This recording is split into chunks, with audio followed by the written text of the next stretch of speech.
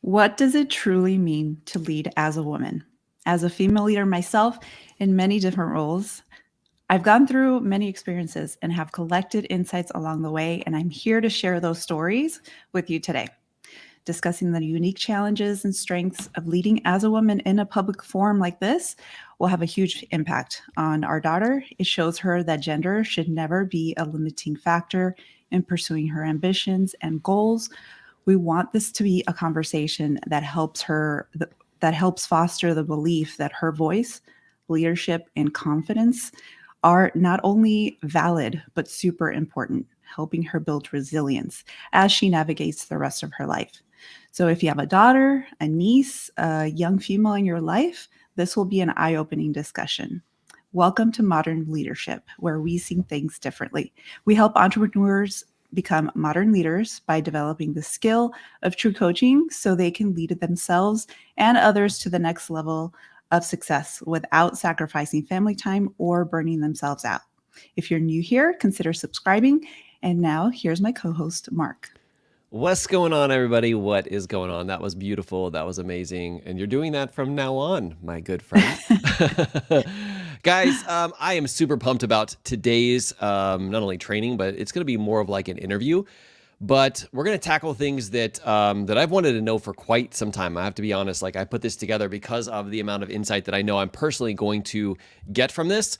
Because just like Teresa was saying, like I think about constantly the things that my daughter is going to have to come up against, struggle through, learn from, develop. And to some degree, it kind of feels like it's a little bit unfair.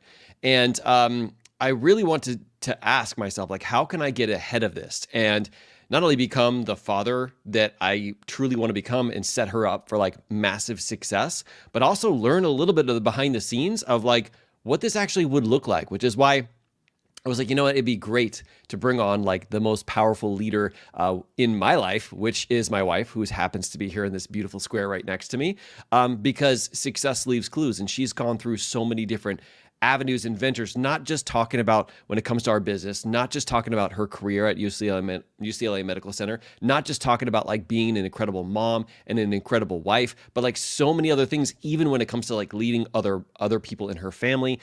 She is a very, very powerful leader. And I figured like, why don't I start with understanding a little bit about the behind the scenes? And that's why we're here. We're not here to bash people. We're not here to say that it's and make this a political thing. I'm really here because I want to get to the roots of how we can learn about this idea of like women in leadership, how we can lean into that, how we can be more supportive. Like, because here's the thing, like when it comes to like the variety of different people that are leaders based off of, you know, their sex, their race, their age, their gender, like everything, like we are way more powerful together as a team than we are as individuals. And so I want to learn a lot more. That's why I'm super pumped to have her here. So what we're going to be doing is we're going to be talking about some of the unique challenges and strengths of leading as a woman, so that if you are a woman, obviously you could take these and you can start taking action on them. But also, like if you're raising little women, or you just want to help because you want to understand what kind of like the world is really going through, like having this perspective is a game changer. We're just teaching a lot in our life coach certification about the subconscious mind, about like really like understanding and becoming aware of things that maybe you weren't aware of. And if you're here, I love that you're here and you're willing to lean in and maybe become aware of some things that might be a little bit uncomfortable, but maybe some things you didn't understand, because it always makes us more powerful leaders when we know what we are fighting against. When we have no idea what we're fighting against, or we're just thinking that we're fighting this alone, that is too small of a number for success, right? So we can do it even better as a team. So that being said, we are also going to share this as a podcast. But of course, if you are enjoying the podcast, definitely join us on YouTube Live, where you get to experience this live and ask really, really powerful questions to us as we go. That being said, I do want to kind of like set this up, Teresa. I want like people to kind of like understand you and your leadership journey. So could you maybe in the beginning just start off by just painting a picture of like what that leadership journey has like looked like for you, and maybe some of the different roles that you've experienced? Because if somebody's coming here, they're probably like, well, why should we listen to Teresa? So give them some ideas about your journey as a leader. Okay, well, I'm not going to go in chronological order because I want to start off with like my most important leadership role that I will ever have, and that is being a mom, being a parent, right? Like you don't realize how much influence you have on your kids until you have them, and then you kind of start seeing them grow up and like take on some of the or encountering some of the things that maybe you encountered. Mhm. So, of course, I'm a mom, I'm a parent. But yeah, if you were talking about careers, I had a career, and I also, I went to school. So I feel like, there's different times in my life when I felt like I was kind of leading myself, but also kind of leaving a path for others to follow, right? Mhm. So I went to school, and that is one thing that my parents really, you know, uh, taught me and encouraged me to do, to be able to be a leader, and that is to get an education. So that was super important. And even though like life was not easy, I am like I'm a only child, and my parents got divorced when I was a teenager.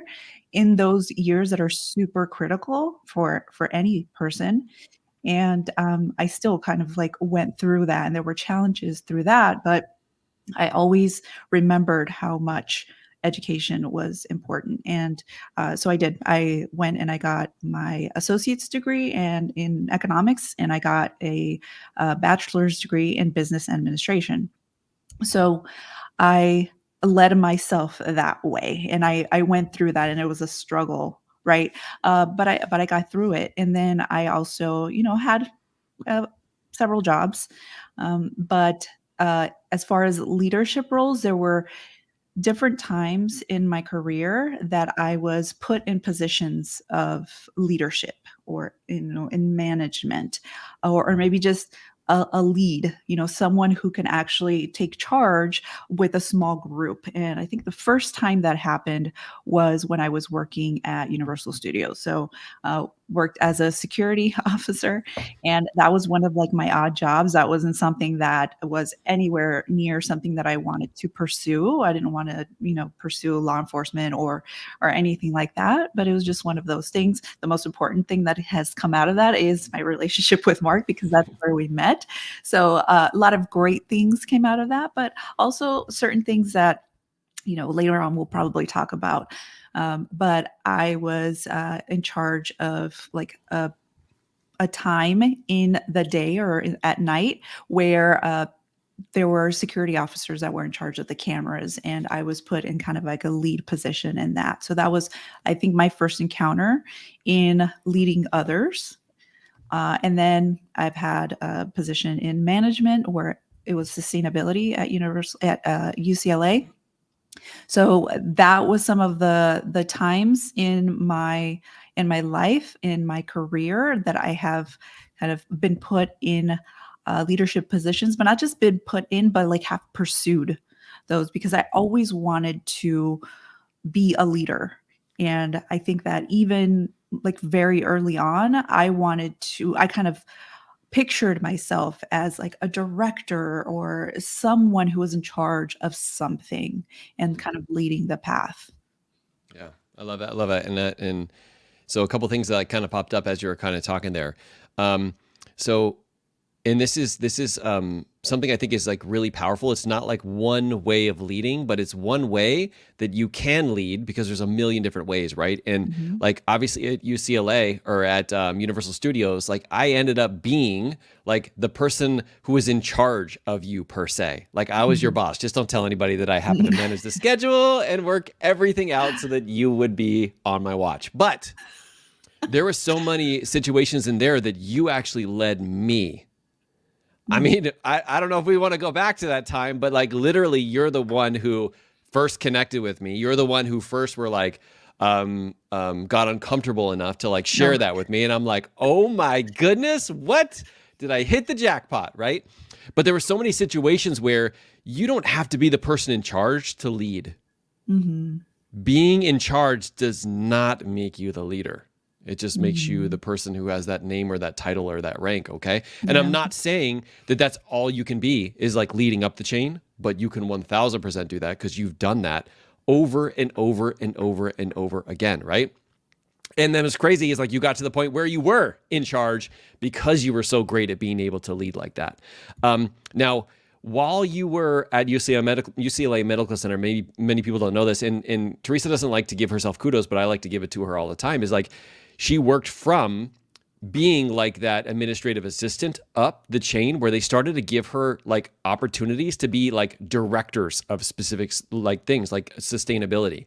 It was a big deal to be able to do that. And I remember you going through like those different challenges that you had along the way to like see yourself as this like director of sustainability and to be that person where you were in the room with other C-suite CEOs kind of level of people, and you were giving feedback just like how they were giving feedback as well, right? And it was so awesome to see that happen.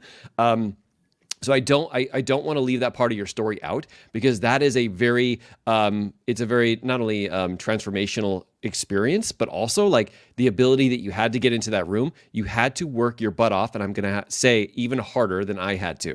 All right, I'm just gonna call it the elephant in the room, okay? Because I saw some things that happened at at Universal Studios, and I know we were kind of talking about this a little bit, but I saw things that I would have never had to go through if I if I was a guy. I didn't have to go through that. A white male, even the same, like I didn't have to go through some of that stuff. And I remember seeing those things in those conversations, and it kind of pissed me off a little bit. And I think it was the moment that I realized that that it was much harder. Like that situation was much harder for different people. Who different shapes and sizes and all that kind of stuff. And it kind of took me back a little bit. It was the first time I saw it from a different perspective. So that being said, I think that's a good like kind of like way of leaning into like what the specific challenges are that you as a female leader, what do you face that are different than us in terms of like your male counterparts per se, but male leaders. So can you go into that a little bit? Yeah, and I some of these questions like you shared with me because you wanted me to kind of think of certain things, because there's some things that you kind of put in the back of your mind and you don't think about, you know. But as I started to think, like there were two instances. One of them was had to do with the male, and the other one had to do with the female. Mm, So I'll tell you first about the male. So this may not have been necessarily because of me being a female, but it was a very ignorant comment, I would have to say. And I think it had to do more with my ethnicity. So I was working as a security officer, and I was there was like this substation, and this is where people would go if they needed to get a report done, or even say, hey, somebody in my family is missing, I need security or something like that. So, but I would also issue equipment and keys and things like that. So I would encounter many different people, and we actually would share this substation with law enforcement. And there was someone who was just, it was just a conversation, and he was asking me questions about me. And I mentioned something about, this was 20 years ago, so I don't remember the specifics, but he asked me about myself, and I mentioned I was, graduating, because I was getting my associate's degree. And he said something along the lines of, "Oh, you must feel really good about being the first person to ever or to graduate from college," or something like that. Super ignorant comment, right? Because why would he assume that I'm the first person? I'm not a confrontational person. I didn't say anything. I smiled, whatever, and I kind of let it go from there. But in my head, I was thinking, why would he assume that? I I have educated people in my family, not just male, but female. I had uh, my dad had a master's degree in engineering. My uncle was like a architect. I had doctors. I had dentists. And there were people in my family that were educated, and they had gone through college and graduate school and everything like that. So for him to assume that, I thought was really strange. So, I mean, obviously, like, why would you say that out loud? right? So that was like my first encounter of like, well, that was kind of like a really weird comment to say to someone. It could have just said, hey, awesome, congratulations, and that's it. Right. Mm-hmm. um Can we so pause so there that for a second? Can I Yeah, pause yeah. there for a second? Because Mhm. here's like, I want to make sure everybody captures this, because the way that my brain works sometimes is a little different than most. People are like, oh, wow, I've been in a situation like that. Well, my brain goes to, is this person was a leader? That's what pissed me off the most, because they were Mm. assuming things as a leader and they're having this verbalization out loud. How much less do you I don't want to say believe or trust, but how much less do you like have respect for that person Mhm. because they make assumptions based off of what you look like, what you are, how old you are, all that kind of stuff, right? So one of the things that my brain goes to is like, we can never assume anything like that. And I know we're trying to be nice, but in reality, like, you can't make assumptions like that, because it could actually not only hurt that relationship, but hurt your ability to be able to lead them, right? That's why we're actually putting this on, because I want you to become aware of these things of like, maybe as a leader, I shouldn't say these things, or I should say these things, because it could totally transform the other person on the other end. Mhm. Now, Teresa, obviously, looking back on hindsight, she kind of like remembers this, and she understands life coaching. So she understands how her brain works and how the subconscious mind works. But literally, you can implant a belief in someone that just because they look like that, they could never succeed, or they shouldn't succeed, or that everybody's going to think about them as not being intelligent. But yet it was Mhm. this one person who said that. And I didn't believe that was the case at the time, right? But it could literally plant limiting beliefs in the people that you lead, because you don't actually take the time to slow down and realize that you have your own like belief system. Maybe you're old school or whatever, which I hate that word, being old school. It's like, oh, I can't change because this is the way that I am. But that's kind of like what makes my blood boil, is like people who have preconceived notions about that. And what's crazy is like I knew that this like was going on before this. It's not something that was like the first time ever, but it's the first time that I had ever experienced it, where I saw that happen to someone. And of course, like at the time, like we were like dating, we were like really connected. And when I heard that, I was like, that sucks. And that really pisses me off. And that's why I was like, okay, I need to ask her this question, because I wanted to bring that up. So I just want to share that, but also like your leadership to not accept that belief and make it your own, Mhm. right? Because when we have leaders, people who are in a position of authority and influence over us, they can plant beliefs in us that we'll literally take on for the rest of our lives if we are not willing to fight back and say, that is not true, right? And most people who are not leaders, when they hear this kind of information, it's very easy for them to start acting on it and thinking now in congruence with them, because they're in a person of authority, right?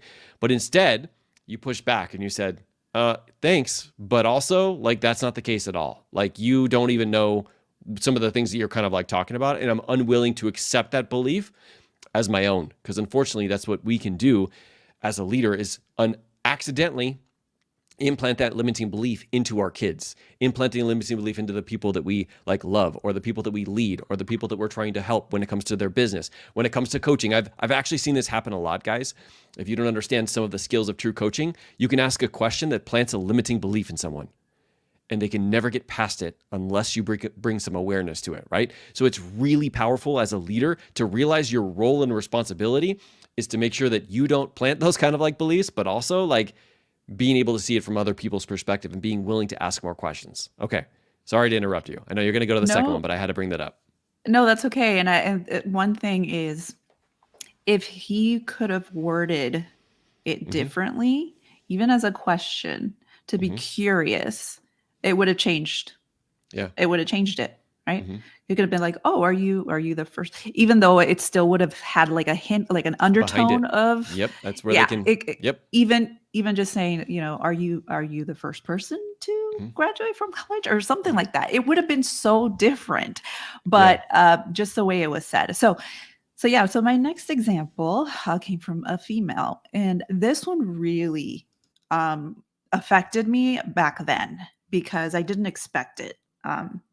So I was at UCLA and I was with my counterpart. So we had sustainability managers and things like that. I had my counterpart with me. We were at a meeting. We weren't even getting started with the meeting yet. And some people were coming in. It was a very small meeting.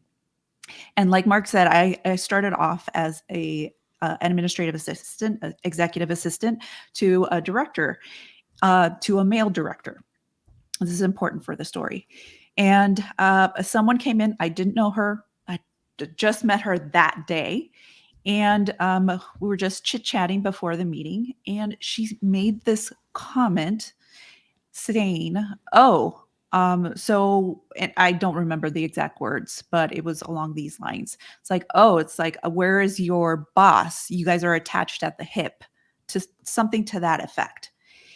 And it was extremely rude, right? And very inappropriate and unprofessional to say that. And I couldn't imagine how I would have felt had there been more people there, but it was really just three of us. But my counterpart just was kind of in shock from that comment and said, "Well, she used to be his assistant," to kind of like explain the reason why she probably saw us together a lot. So that was something that affected me back then. But I think it was more so because it came from a woman, Hmm. a woman leader of all of all people. So obviously, like, that was her thing. She felt the need to say something like that. But I think that the way that she didn't like really need an explanation from me, and she like didn't really get much from me. She didn't get me upset, on the outside. Obviously, on the inside, I was like, "Rrr." But on the outside, like, it just kind of like I like brushed it off. But it was just kind of like these two distinct moments in my life that I experience Hmm. that I feel like my daughter could go through something like that, right? Yeah. Yeah. Yeah. Not if daddy's standing right next to him cleaning his pistols or something like that. But Stop. but yes, that's the exact reason why I wanted to put this together. So one of the things that I'm getting from this so far is some of the unique challenges that you face as a woman is like other people's preconceived either biases or ideas or beliefs or philosophies based off of like how they grew up or how they have experienced life, and being like, I don't want to say like blinded to, but like not even being aware of the other situations or the other perspective in this situation, right? And because you're going to have this no matter what you do. You're guys, I remember going through this training in policing. It was called bias policing, but it also talked about like the fact that everybody has preconceived notions, their beliefs that you have, and we all have a version of bias. It's just a natural thing. It's whether or not you're aware of it or you just ignore it. And if you just ignore it, you are not going to have the ability of not only leading, but also showing up as the best version of you for everybody out there. And understanding that you're going to have biases because of the way you grew up, because of what your parents taught you, because of the school you went to, because of the friends that you went to. We're naturally going to just have this. We have to become aware of it and being willing to like attack it from the forefront. So I don't mean that you're not going to make mistakes, because you're going to make mistakes and maybe you're going to say that, but are you willing to challenge that? Are you willing to say, I don't like the way that I showed up? Are you willing to even verbalize that to the other person? Like, that is something that I think would have gone very far if the person had just said, I don't even know why I even said that. Like, I don't even know why I even brought that up about you being the first person to ever go to college in your family. Like, I don't even know. Like, I don't know what, but like being able to tackle that and being willing to go, you know what? I'm willing to see this from a different perspective, because it helps us all like be able to connect better, and me be able to continue to lead in a way where it doesn't feel like I'm just one way, in terms of like there's infinite number of ways to be able to do this and to connect with people and being able to see it from different perspectives. But for me personally, obviously, I also think about like my daughter Alyssa is like, I don't want her to have to go through that. She's going to have to some degree. We all have to go through that, but I want to like learn as much as I can, because I know that I can influence her by learning this myself. Right? That's one of my things is like, I can't force my daughter or my kids or anything to learn something, but what I can do is I can figure out what I'm going to learn and how I can pass it on, and the many different ways that I could teach the lesson. I don't know if she's going to be willing to accept it, but it's something that I can do, which is like my perspective of all of it. So I love that. The next question I was going to ask you, and you may have already answered this, is like, have you ever felt underestimated or overlooked due to your gender? And if you have a specific situation that happened, or if that's what you were kind of talking about. Yeah, and I think like this was hard for me because I could have perceived certain things Yeah. as that, but I Mm-hmm. will never know for sure, Mm-hmm. right? I'll never know whether that's the case. I mean, when I was at UCLA, there was, an issue with pay raises and things like that, Mm-hmm. and like what my position was really worth and the things that I was doing. So it seemed like I did have to really try hard to provide the justification for something like that. But when, I would kind of see that, like, because I had, access to like information, like this was public information, right? Mm-hmm. Because it's a public school, so you had access to pay, structures and everything like that. So you would kind of see, and I would try to say, okay, well, they have more skills than I do, or they are, more educated than, they went to an Ivy League. Of course, they're going to get paid more than I do. So it was kind of like I would try to justify it in a different way rather than it be like, oh, because I'm a woman or something like Mm-hmm. that, So I don't Mm-hmm. have a specific example, but it was kind of like, different times there was like this kind of like that gut feeling, but Mm-hmm. not an exact like, okay, this is a blatant, like I was blatantly like overlooked Mm-hmm. for this position simply because of I'm a woman. Yeah, yeah. A couple of things that also to bring up. So you're right. It's always like our interpretation of it, right? And like obviously you're really good at being able to coach yourself and going, okay, that's not going to be beneficial to me, for me even to think about it in that route, right? But it is kind of like one of those like it's in the eye of the beholder, right? The person who's like getting that stuff interpreted from the outside. You can go out and find all the reasons why that would be the case, right? But I do remember, like, I don't remember which podcast it was I was listening to, but they were talking about the difference between pay when it comes to male actors versus female actors. Mm-hmm. And it's kind of gotten a little bit better, but it's still like way off as they realized that like people who were like male actors were getting paid exponentially more than female actors, and they didn't even know it. Like even the star roles, people who were like female star roles in a movie were getting paid less than secondary and tertiary kind of like roles when it comes to men. And I remember hearing that and going, oh my gosh, like, why is that? Like, that's super unfair that it's like that, right? But also just thinking that it's unfair and not actually being willing to like do anything about it, like that's not helpful, right? Just to like dwell on it and just like, but also think like, what can I do? Like, how can I'm not obviously in that field, but when it comes to the things that I do have control over, there are some things that I can do and take control Mm-hmm. over, right? So yeah, that the whole pay scale is something that comes up. I'm sure it comes up a lot, right? Because of that. And I don't know, like I remember hearing Josh talk on a call about this, about like how in the past, let me just say in the past, that like in a far time ago in a land far away, there used to be the husband would have a job and the wife or the mom would just be at home, right? And then it's made this transition where now women are getting into the workplace more, right? But they're still also expected to do all these other things. And I remember hearing that conversation and going, that's weird because I don't feel like that's the way that it should be, right? But it's like, we have an opportunity to, if we decide to, like create something else entirely different, where we're like, you know what? Maybe in the olden days, that's the way it is, but like, we're not in the olden days anymore. Like, I'm the one who like cooks. I'm the one who does some of the things around the house.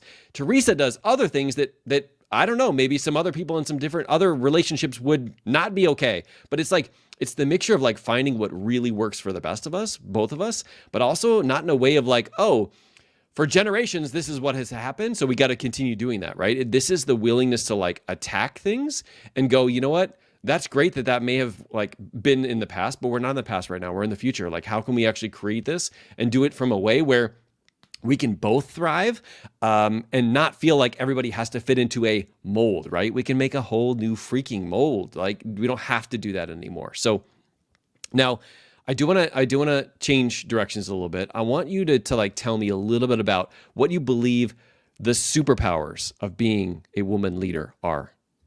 So what are the superpowers that a woman leader has? Oof. So for some reason, like this comes up for me, and it's compassion. Not to Mm, say that, males are not compassionate, but I think that there's a lot of power in that. And because, especially for women who are leaders, and having that like next generation come up, so that like we can express that, like, hey, like, we know what you're going through, we know what you may be going through, mm, and it has nothing to do with you. It's just the way things are, but it doesn't mean that you can't progress. It doesn't mm, mean that you can't be whatever it is that you want to be. And I think there's some compassion in there. um and I feel like sometimes women leaders are portrayed as like they're like hard, and like yeah. they're like, maybe I can't say this, like bitchy or whatever, like that. Like you have to be kind of like that, like aggressive type person. But we all know, like Brene Brown says this all the time about vulnerability and how Mhm, leaders need to be vulnerable. But I also feel like compassion mhm. is, a really great thing and a superpower that we have. Yeah. Yeah. I remember hearing the whole concept of masculinity versus femininity, and or masculine versus feminine. And it doesn't have to do with your gender. It just has to do with like the kind of energy you have. And they were kind of Mhm. talking about like masculine energy is these are the steps. It's logical. Do it. Take these actions. This is what you have to do. And honestly, that's like old school version of leadership. Now, that's why we call ourselves modern leaders, because that's not the way that we lead anymore. I mean, you could try it. I mean, maybe it's worked in the past, but for me, it's never worked. Gotten people to get on board with the actions that I want, not only for them and for their goals, but also for the team. There's a beautiful mixture in the middle there, right? And then there's the feminine approach where it's more emotional, slow down, connect, find out like how to get the best for everybody.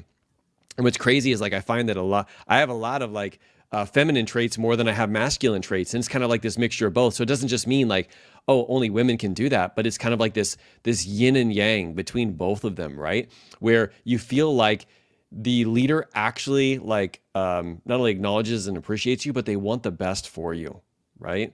That's what I always feel like. Is there like the the women leaders in my life feel that way? They're like, I just want the best for you. Like if I can help get there myself, that's cool, but also like I want the best for you. And there is like this masculine energy of like, here's the steps, do it or get out of my way, right? And there's going to be situations when you need that. Like probably when I was working as a police officer on the streets and I had to put somebody in handcuffs, I saw women leaders who were police officers step into their masculine to get the situation to kind of like be rectified. But I've also seen them solve the same problems by emotionally attaching, by asking questions, by getting a little bit more curious and spending more time and more energy that way. A lot of times it's actually faster than actually just, using the masculine kind of energy. Not that there's like a positive or negative for either of them, but I feel like understanding that there is that yin and the yang, and it doesn't have to be just one way for a leader. It could be the other way too, opens the door to like, which way am I and how best can I fit into this situation, right? Mhm. I've seen powerful leaders who are the best speakers in the world. And I've seen way more powerful leaders who are the best listeners in the world. And I feel like there's a beautiful mixture there somewhere in the middle that I strive to be, but sometimes I talk too much. I'm just going to be honest. Teresa's the opposite. Sometimes she listens too much, right? And I'm like, no, I want to hear from you, which is why we put this together, right? And it's like, where's this beautiful place in the middle? But still, you can be a powerful leader at either end of the spectrum. And it's just a matter of, instead of focusing on what you don't have, focus on what you do have and continue to like develop those skills, right? So I love that. Okay. Next question, by the way, we're gonna have to speed this up kind of.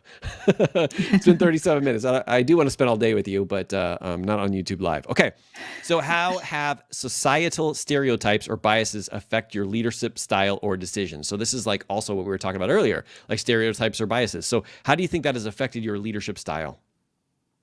Well, I think that it's affected my confidence in a sense, especially Mm-hmm. early on, Mm-hmm. because women are seen as like weak, or hopefully that's changing now, Mm-hmm. right? But like women are seen as like weak, emotional, things Mm-hmm. like that. Like those are super stereotypical things, and like we're all emotional beings. Like Mm-hmm. I don't even know where that came from, but it's like we're portrayed as like being more emotional. So I think that that has Mm-hmm. affected me, because even in situations where I know I have cried when I am at work because something has happened, somebody said something, or but like that's okay, right? Like this is how we kind of process emotions as well, and it doesn't have to do with like me being a woman, it's me being human, Mm-hmm. right? So I think that that's one of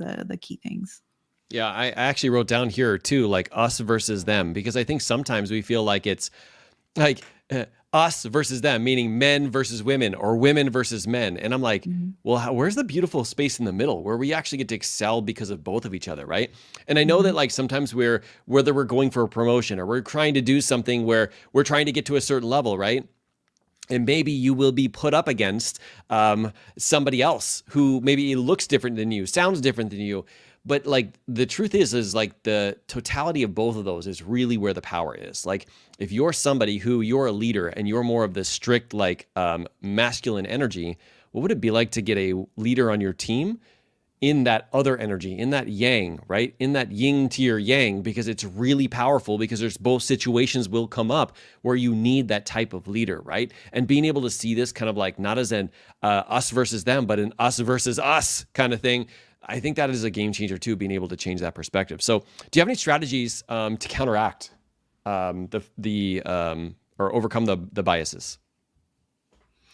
Yeah, I mean, well, first off, not internalizing it as if it's like an attack on me as a woman. Like I Mm-hmm. know I'm a good leader. Like Mm-hmm. it's about really kind of reinforcing that, like what we call, our heart voice, Mm-hmm. right?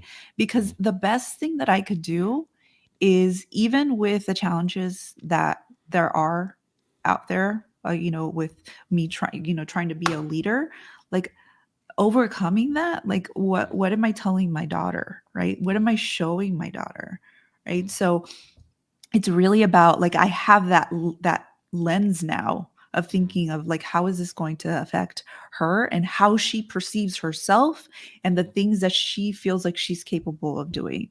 Like, Mm-hmm. she's 100% capable of doing whatever she Mm-hmm. wants, right? Mm-hmm. So I think me modeling that behavior for her is Mm-hmm. like what guides me now. Yeah.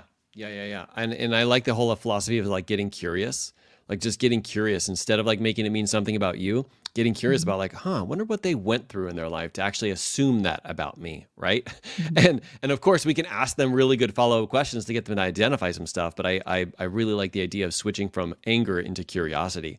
Now this is one of the questions that we got internally, by the way. If we as we go, guys, if you guys have questions about anything you want to ask Teresa, type them in the comments here if you're actually live on our YouTube live. But we got this question, and I'm like, this is a perfect opportunity to kind of like lean in and ask this question. And that is like, what advice would you give someone who says they are a woman leader, but they're trying to prove themselves? Like they have to prove themselves as a leader. Mhm. So you being a woman, what advice would you give them? Yeah, and I can understand that, because I think that we feel like men are kind of like the default leaders, Mm, right?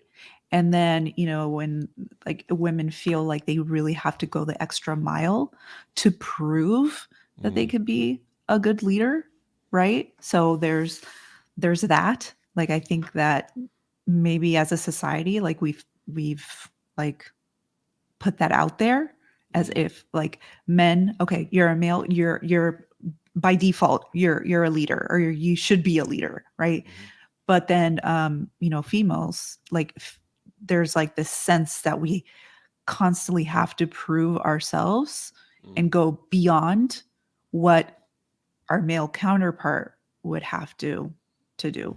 mhm. Let me ask you this. Let me see if I'm on point or if I'm way off base. Um, and that is just the philosophy around having to prove to another human that you're worthy. Mhm. Yeah. You don't have to do that. It's not Mhm. something you can ever do. No amount of money that you can make, no amount of like impact in the world will literally be enough to prove to another human that you're worthy. You already have that. Mhm. Nobody can give that to you and nobody can take it away. It's something you were born with. Like, and really thinking that you have to prove to someone else is you trying to control the outside circumstances, how somebody else shows up in your life. And no matter what you do, you could be the most powerful leader in the world, and somebody will make a decision that they won't respect your leadership, and you have no say in that. But what you do have a say in is how you show up and how you lean in and how you lead. And that is where your time and your energy is best spent. What do you think about that? Yeah. And I think the word that stood out to me was respect. I Mm, think deep down, I feel like we're all, really craving that is mm-hmm, just respect me, right? mm-hmm, Does matter, like, especially as a female, like, I just want to be respected, mm, right? Because I've gone through many things where I have felt disrespected mm-hmm, as a female, and like that's what I feel like I've been craving is like I just want to be respected, right? mm-hmm, And like you said, like there I can nobody can take away my worth. mm-hmm, Like, and nobody can take away my daughter's worth, my son's worth, whatever, right? But I feel like that's like a really something that just like really stands out to me, like the overall thing. I just want to be respected, mm-hmm. right? Can I ask you a follow-up question to that? Yeah. I mean, I guess this is my YouTube. I guess I can, but I might get in trouble later, right? And that is like when you are feeling most respected, what are some of the people saying and doing that makes you feel that way? Why you gotta put me on the spot like that? Mm-hmm. um, I don't know. I think it may not be anything that is being said.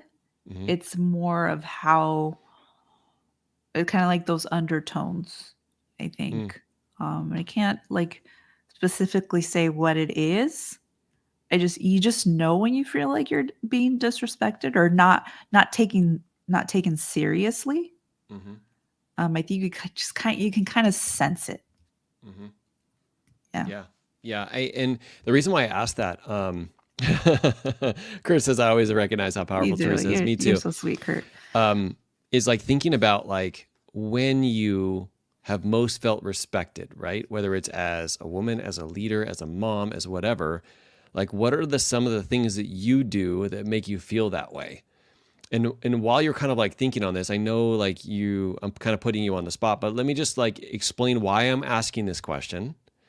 Because a lot of people will think, well, then that means that I have to wait for somebody else to do that or to say that in order for me to feel that respect. Mhm. But that's false. When you understand how your brain works, two things. Number one is you can already give yourself that respect by saying and doing those things for yourself. But I think the second thing, and this is really powerful, this is why I'm asking this question, is because when I, as a leader, find out what makes Teresa feels most respected, I'm going to do that every day of the week and 3 times on Sunday. Because if I know that that is her language in terms of how she feels most respected, I'm going to do that 1,000,000 times. So as a leader, and then I want this to be a teachable lesson, is as a leader, asking that to the people that you potentially lead or asking that to the people that you love the most is an amazing gift that you get to give them, because once you find out and you know how to speak their language, I know that I can only show up in her fact line, which means I can only show up as an outside circumstance, but I also want to show up as the best circumstance that I possibly can. And when I can go in and find out, like when she feels most respected by me, what are some of the things that I'm doing or saying that makes her feel that way? I get to duplicate that as many times as I physically can. And I will do that because I know that that's her version of her love language, right? Now, what Teresa might say is going to be different than what maybe you would say, or maybe somebody else that you would ask this question to. But it's powerful as a leader when we get in, we find what people truly want, what makes them feel significant, and then we continue to lean on that and help bring that even more, because it brings out the best in people. There's days when, we all are like, we wake up on the right side of the bed, everything's crushing for us, and even something very small is not a big deal. But we have days that are like, everything sucks. It feels like, what is going on today? And it's just one after another. What would it be like if we had a leader in our life to like speak a little bit of like truth or belief back into us in that moment, to give us the hope, to give us that feeling of respect when we need it the most? It can transform your day, especially when you're leading and people that you're leading don't understand how the subconscious mind works. This is how, as a leader, understanding true coaching is extremely powerful, because you can use that, and it's a huge gift that you can give to someone else. So anything else come up for you with that, Teresa? No. Okay, so let's go on to the next one. See, I'm the listener. You are a listener. You are a listener. All right, next question is, this is one where many women leaders, they have to juggle multiple things, right? Whether it's at work, it's at home, it's business, whatever, all these different things, right? How do you, as the owner of Organized Chaos, the podcast, TM, how do you manage and balance all of that? Oh my gosh, this is what I'm all about. I know, that's why I'm like setting you up. I'm giving you like yeah. Well, and it's not to say that it never really is balance, right? We can't possibly balance everything, that there's always a give and take. But I just take it day by day, and I try my best to kind of set myself up for success, just because I know that I do have a lot on my plate. And I try to, reevaluate things, and always try to look at, okay, what's the most important thing, right? What's the most important thing that needs to get done? What requires my focus in this season of life, right? Because we all go through different seasons. And it's just about being real with myself, that I can't possibly do everything with, being like my best self. And I possibly can't do it all by myself, right? So learning to ask for help, right? There's not anything wrong with that, right? And there's just like a lot of different things that I try to make sure that I remember, to always have my mindset on that reality, that I can't do it all, and I don't need to do it all, and that I just need to take it one day at a time. I love that. It's kind of the philosophy of some things are more important than others, right? Yeah. And it is way our head voice can very much come in and tell us we have to do it all right now. It's all equally important. And if we don't, like, the world's going to come to an end, right? Or I'm not a good mom. By the way, that's one thing that I, as a dad, don't have to necessarily like deal with, but being primarily coaching business leaders who are women, I hear it all the time.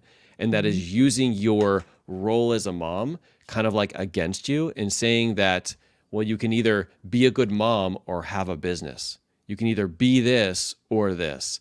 And really beating themselves up over and over and over again, like, I'm not showing up the way that I want to because of work or because of business. It's like, it pains me when I hear that, because as a matter of fact, like, not only are you capable of excelling at both of them, but like the way that you're doing it is literally inspiring people for future generations to realize that you can excel at all of it, right? If you're willing to make the adjustments and figure out like what really truly matters, and then spending your time and energy there, you're literally setting up the future generations so they never have to like consider themselves a bad parent if they have, and they're like living their purpose by creating a business or whatever, right? You can actually have both of them as long as you're willing to lean in. And like you said, ask those hard questions to figure out like where your best time and energy is best spent. So I love that. Okay. This is a question that came up, and I'm like, I love this question. And that is like, how do you ensure that you stay your authentic self while you're navigating the expectations of being a leader? The reason why I asked this question is because my thoughts are, and this is only like my thoughts, is that sometimes when we step into a leadership role, I know even as a man, it kind of feels like I have to pretend like I'm something I'm not. And whenever I do that, I do not show up the way that I want to. And so I'm thinking, like, when it comes to like being a woman, is there some like feeling of like, oh, maybe I have to be something other than myself? And how do you prevent yourself from actually doing that and just stepping into the real authentic version of you? Yeah, this is going back to what you said about like the masculinity, right? Mm, Like maybe it's that thought of, oh, well, I have to do these things that we see male leaders are like, and then that we have to do that as well, hmm right? So I think that's a uh, probably something that happens subconsciously, where you think like there's a certain way that you have to be as a leader. We all get to decide how we lead, right? We all get to decide that, and the best way to be the best leader is to be yourself, Yeah. right? Because if we were all the same and we all led the same, like that would be super boring, right? hmm So yeah, I think it's that. Yeah, I like that idea or the whole philosophy around like leaning into your superpowers. Like instead of trying to Mhm. be somebody else's superpowers, like being, for example, so my mentor is Josh Coates. I don't want to be Josh Coates 2.0 because he's got it under lockdown, but I do want to Mhm. become Mark 2.0 because Mark 2.0 has his own strengths that are way different than Josh's, and the combination of both of us is like a game changer. And I remember it was saying like, why try to get yourself to be the second rate version of someone else when the best version of you is always available? Mhm. It's because that best version of you is available, and there you can find a way to excel in your leadership by leading like with your superpowers and your strengths, right?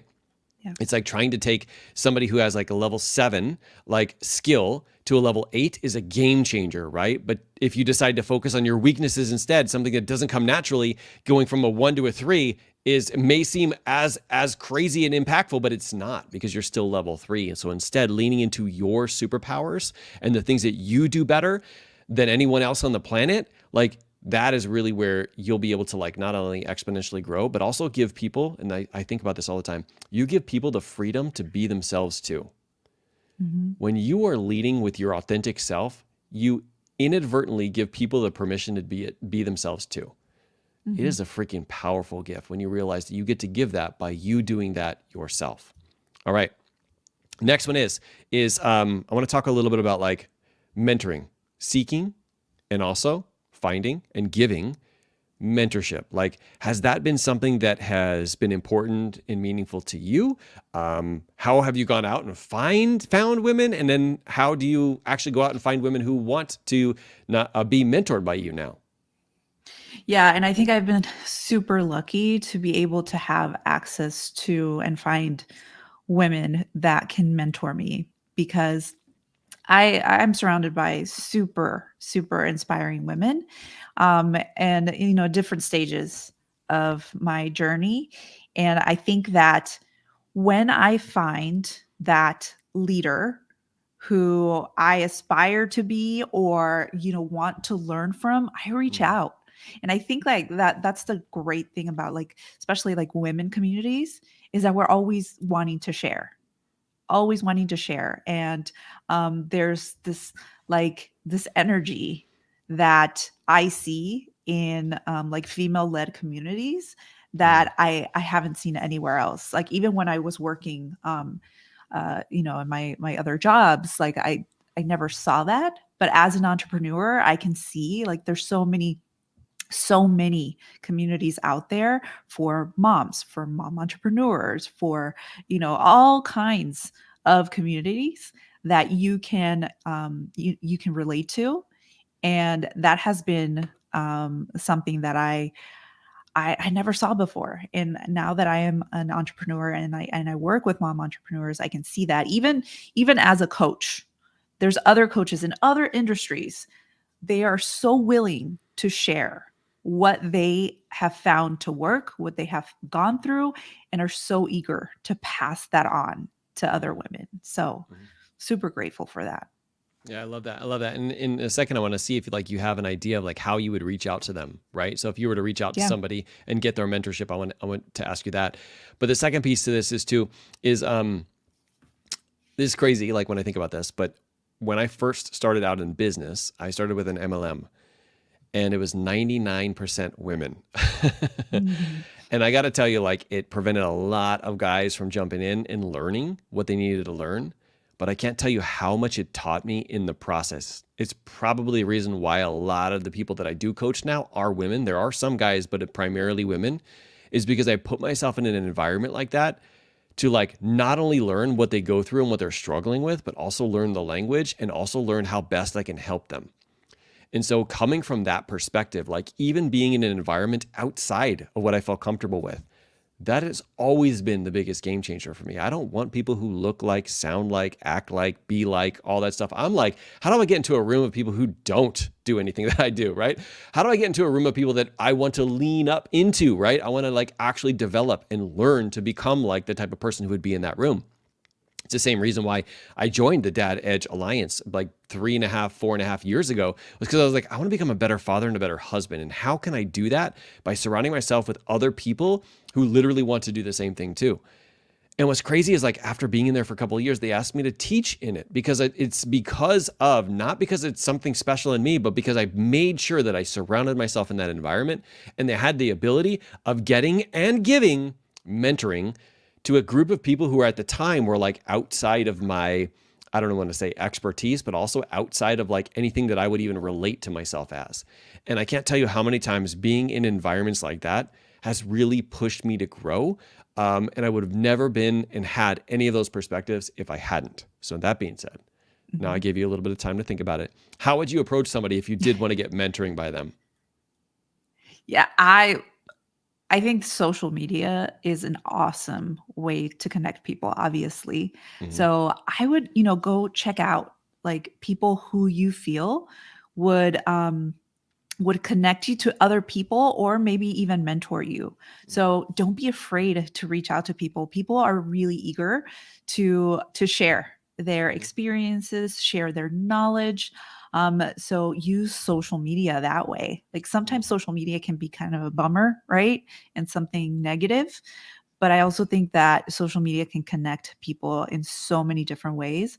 So reaching out to someone you look up to, or even in person, like ask someone, is there someone in your life that is a leader that you can reach out to and see, how, like learn their ways, right? Pick Mm-hmm. their brain or whatever that may be. So I think that like asking for help that way, reaching out to people, especially on social media, just because it's so much easier. I have found that when I connect with a female leader, she will connect me with another leader and Mm-hmm. then another leader and another leader. I think women are great connectors and we're social. And I feel like once you reach out to one, like it'll open up so many other doors.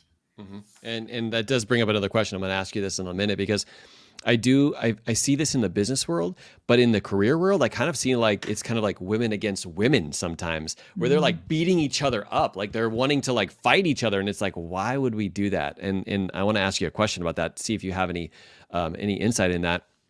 But we were kind of talking about like connecting with a mentor, somebody to lead. A few different things that have always helped me, not in the realm of being a woman, but in the realm of like actually connecting with people, is asking, like reaching out to people that have and share the same core values as me, because that's a critical, like they've achieved or have something that you want to be able to duplicate. Don't ask to follow a leader who has pieces of their life falling apart that are really important and meaningful to you, right?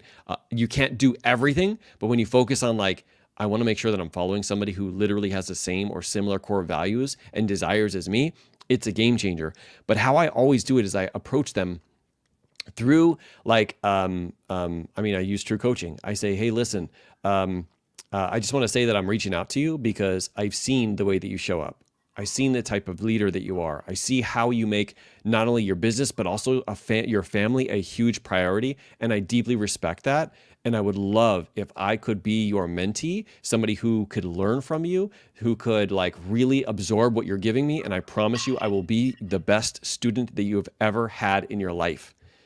And I do that not in a way where I ask for it for free.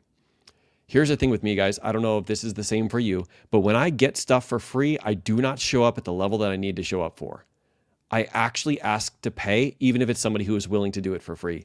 Because when I actually ask to pay, it just gives me a level of buy-in that's just an entirely different level than if I were to just show up for free. That may not be the same for you, but I know the way I internally work, and I know that I will show up better when I do that. And so I always offer that. Even if it's like trading something, a lot of times it's okay. You have this skill that you're able to develop. I want to be able to spend some time with you. So I do want to do some coaching sessions or stuff like that. It's crazy because anytime that I sign up for a group program, the first thing that I do is I send a message to like the creator of it, and I let him know like, hey, I'm going to be your best student. And also I want to see if you have an ability of me working one-on-one with you, because the program's probably awesome, but the actual ability of working one-on-one with you is going to help speed up that process. And what's crazy is a lot of times they don't get that message in the beginning, but then when they see my name coming up, they see me being their best student, they see me following through, they see me getting massive results. They go to their message threads and they're like, oh man, this guy sent me a message a while ago. And it's powerful because it's like I reached out with the intent of like getting on their radar, and then I did whatever I possibly could to do that, because I want to prove, not just with my words, but with my actions. And there's no greater gift that you can give to your mentor as to not only taking their advice, but actually taking action on it and coming back and saying, this is what I did. And so that's what I do to become the best student, so they continue to mentor me. Okay. That being said, what was that question I asked about? Oh, the internal fighting. Have you ever experienced that, or is that just something that I'm just thinking up? I can't really pinpoint specific instances, but yeah, I guess there have been times where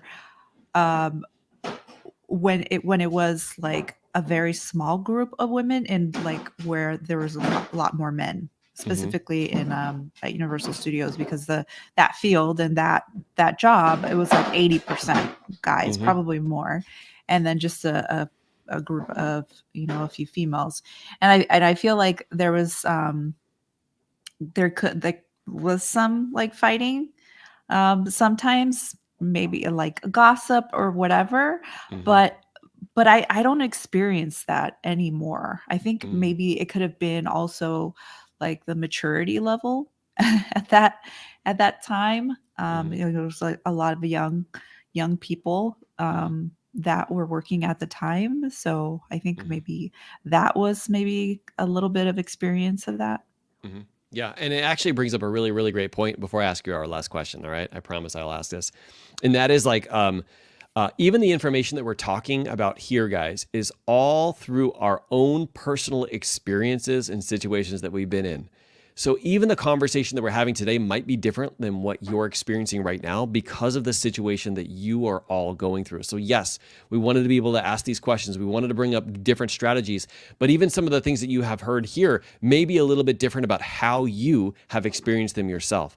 But the principles are still the same. There's still a belief. There's still something underlying that really being able to become aware of will help you figure out the tips and the strategies in order to lean into to like make this your superpower instead of what is holding you back. So, okay, this last one is for women who inspire to be leaders. They want to be taking on leadership roles. What top strategies or advice would you share with them so they can continue to rise and thrive? I think maybe it's probably the same thing we talked about before, is about authenticity. Like, you don't have to change anything about yourself in order to be a leader, right? I mean, we work with a lot of different women, and like there's so many qualities that they have that they feel like they need to suppress in order to be taken seriously or to be a leader. But I feel like that shouldn't be the case. Like, you shouldn't have to change who you are to be a leader. So I think that's probably my best advice, to be your authentic self. Yeah. I love it. And Kurt's going to hate this because he's going to have to edit out all that noise in the background from our dog trying to eat his bone. I'm surprised he's not like whining because he can hear my voice. But I definitely love that. I love that, like leaning into your very own specific, unique strengths, like it helps us to like not only diversify the leadership, but also be able to help people in different areas, right? Because sometimes they need different types of leaders, and being able to lean into your true authentic self. I mean, it's such a freeing feeling when you just get to be more of yourself. You know, it feels so amazing to be able to do that and still thrive, because there is 100% possibility of thriving no matter who or what or how, what you look like, anything like that. You can use them as your superpower. So guys, yes, Julie says, I was thinking Mark also worked at Universal Studios. Yes, that's exactly how I kind of like ordered her to go on a date with me. No, I didn't. I did not do that at all. But guys, appreciate you for leaning into this conversation. It was something that was like near and dear to my heart. I'm like, probably nobody's going to come to this, but it's okay because it's something that I really want to know myself. And thank you, Teresa, for sharing all of these great, inspiring ideas and philosophies and opening my eyes to things that I would have never known without you. So I appreciate you for that. Thank you. Yes, you're welcome. You're welcome. Okay, guys. Now, one caveat, and that is like, some of you guys know that Teresa is a very powerful leader, not only in our family, but also in our business. One of the things that we talked about on a previous workshop was how we can lead each other in our marriage, but also while we're working a business to make both our marriage and our business even stronger. So we put together a workshop for you. It's called the 10 Secrets to Keep Your Business and Marriage Thriving. So if you are wanting to learn, how do I lead my significant other, especially if I have a business, that is the training for you to hit up next. It's up. It's something that we did previously, last couple of weeks. Definitely hit it up. And of course, if you have any questions, if you want to get mentored by Teresa, you want to get mentored by me, you have some questions that you want to reach out to, definitely hit us up. You can go to modernleadership.us/apply. There's a little form for you to fill out so we can get a little bit details about you, but we're here to help and do whatever we possibly can. And I just want to say, like, your willingnness to lean in to the hard stuff, to become the type of leader who literally models this for others, proves, like, beyond a shadow of a doubt, you're exactly the leader that the world needs now more than ever. It's not the hard situations. It's not the easy situations when things just come to us and they're handed to us. It's the times when we step up and we lead, even though we're going through those difficult situations. So thank you for doing that. Thank you for leading from the front, or thank you for leading from the front. And we'll see you guys next call. Bye, everybody. Bye.